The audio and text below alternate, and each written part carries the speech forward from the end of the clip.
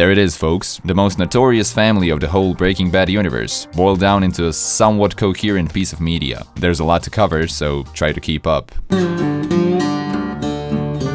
Let's begin with the overall goals of the Salamanca family. At first, it might seem like there's not a lot to say about it. The whole fam's trying to keep the drug trade business going. But how did they get there? We don't know how the Salamancas built their drug empire, but there are some clues throughout Breaking Bad and Better Call Saul that help us solve it. Pun is intended. During the entirety of the mentioned shows, Hector acts entitled to his business and takes it very, very seriously. In fact, he takes it so seriously that it's impossible to imagine him being born in an already rich family. Everything he does to prove he's the dominant one. Even his death proves this point, as he looks at Gus with contempt and disgust. Pun not quite intended, but adored. What this reveals is that Hector was most probably the one to start the drug business, getting involved in the Juarez cartel. This begs the next question, and that's, what's the Juarez cartel? Well, we have even less information on that. Basically, it's a Mexican drug cartel known for its ruthless methods of maintaining power. It's run by Don Eladio, and that's about all we know. To be fair, that's about all we need to know about it for the purpose of the Breaking Bad universe. Another interesting indicator of the Salamanca's earlier poverty is Abuelita. The old lady from the first season of Better Call Saul is supposedly Tuco's grandma. Not only Tuco's grandma, but also Hector's mother. The fact that she approaches life so humbly and peacefully shows that she's not used to wealth or taking certain security measures because of it. This might sound like I'm reaching a bit, but since every character in the show acts in line with its past, the hypothesis kinda works. If she were used to encountering dangerous people, she wouldn't have dealt with the Lindholm twins in such a calm way. Even if she wasn't aware of the way her family made all that money, she'd be more careful of who she's letting in her home. From there, it's only natural to assume that her family didn't make a lot of money, especially from drug trading. That includes her husband, and therefore, Hector. And this is where we get to the root of the Salamanca's dirty business. So where do we go from there? Well, if we take a closer look, we can realize that the Salamanca family consists of several Hector's nephews, but we never get a mention of his children. However, in one of his conversations with Gustavo, if we can even call him that,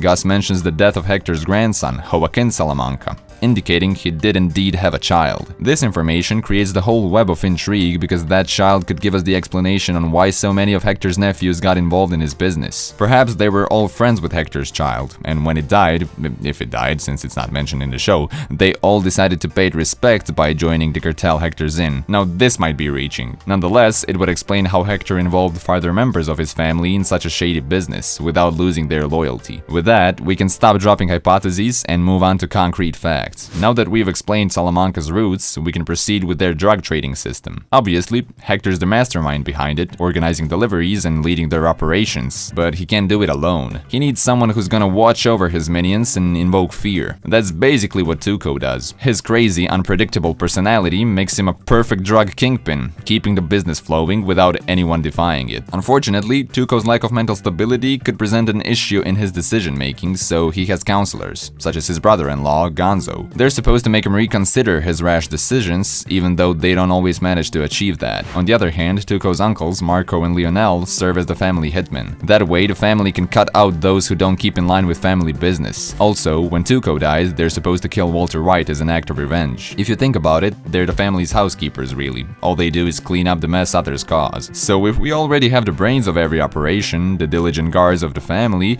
and a scary figure of authority, what's Lalo's purpose? From this angle, it might seem like Hector's nephew was added to the show simply because the plot needed it, or because writers had an interesting idea for a character. Well, analyzing the show from this angle purely means you weren't paying attention to the show, since Lalo appears specifically to look over the Salamanca family while Hector's incapacitated after suffering a stroke. If he was just randomly added to the show, yeah, he'd have no purpose. But as a replacement for Hector, we're given the idea of his characteristics from his very first appearance. And by the way, this is how we got from a useless dude to an incredibly well thought through character in a matter of seconds. Welcome to Better Call Saul, everyone. Anyway, Lalo's charisma and admirable intelligence make him a great leader of the family business. They also make him a terrifying villain, as he appears more capable at actually doing stuff than Hector. All these characters keep the family business going smoothly and achieving such heights which are evidently dangerous and volatile. But if they're all so different, how come they make such a compelling family? Even though they have their differences, all Salamancas share certain traits. They're all aggressive, unpredictable, and pretty pretty smart. Well, except Tuco, I guess.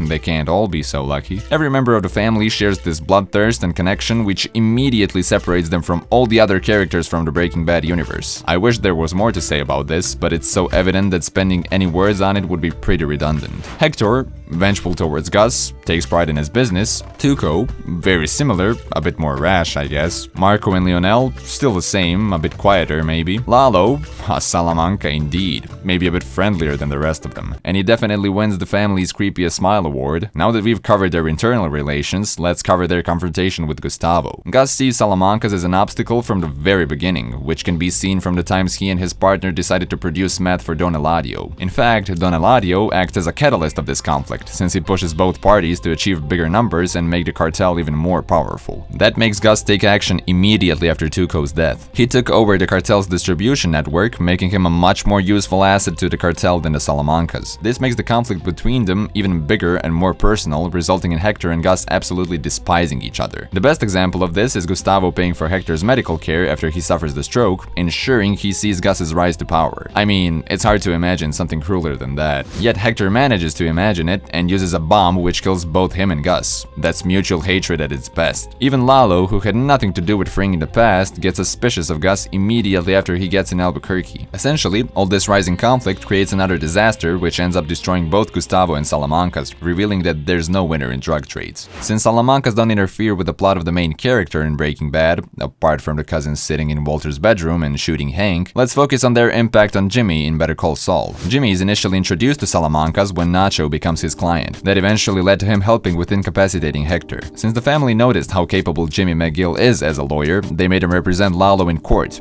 challenging Jimmy's morals. Simply put, they made Saul more confident in bending the law, and that made a big impact on his future choices. Again, the Salamanca family isn't as important to the main character as some other circumstances, but their impact is even clearer in Better Call Saul than in Breaking Bad. They saw Saul Goodman just as a little helper in their crimes, while he saw them as an unstoppable force that's not to be messed around with. All these elements make the Salamanca family a terrific contribution to the plot of Breaking Bad and Better Call Saul, and add a depth that these shows wouldn't have achieved otherwise. From Hector to Joaquin, the whole family is relentless and full of wrath, which motivates them to achieve control and power of the drug trade business. Their vengefulness eventually leads them to their own demise, making the story even more well-rounded. As someone who spent more than 1,000 hours watching TV, I can assure you that it has some of the best executed concepts of a family business, while keeping a level of mystery to it. Okay, now I started to sound like ChatGPT, so I guess it's time to tell you to subscribe and tell me what you thought about the Salamanca family. See you soon.